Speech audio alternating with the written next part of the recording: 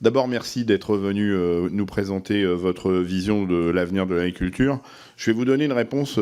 Vous pouvez compter sur le groupe des écologistes et social pour être vigilant sur le financement des syndicats agricoles. Nous sommes très attachés à la pluralité syndicale et il est hors de question que par le truchement du financement, on mette en péril la diversité et la pluralité syndicale dans nos représentations agricoles. Donc on sera extrêmement vigilant sur cette question-là.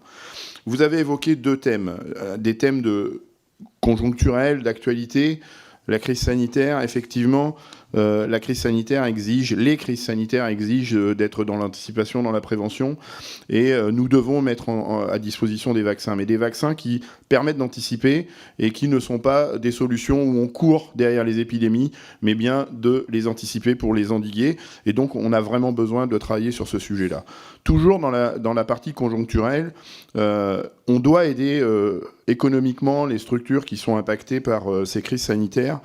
Et j'avais une question à vous poser. Vous savez que dans la PAC, on dispose d'une réserve de crise qui, depuis qu'elle existe, n'a jamais été mobilisée. C'est une position du COPA et de la COGECA qui consiste à dire on ne mobilise jamais la réserve de crise, on la restitue aux agriculteurs, sauf que en la restituant aux agriculteurs, on n'active pas des démarches de solidarité. Et donc là, quand on a des crises de cette ampleur-là, on doit, je pense, et je voulais avoir votre position, devoir savoir mobiliser cette réserve de crise de manière à ce qu'on puisse soutenir économiquement les agriculteurs.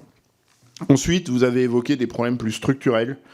Et moi, j'ai envie de parler du climat et de la biodiversité.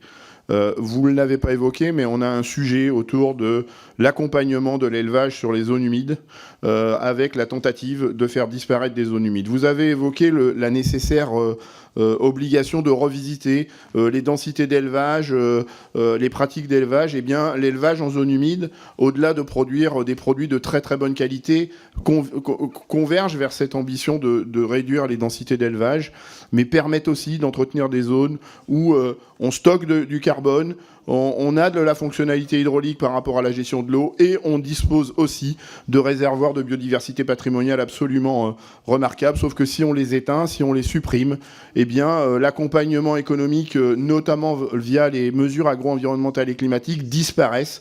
Et donc je voulais avoir votre position là-dessus. Et puis je termine sur l'agriculture biologique.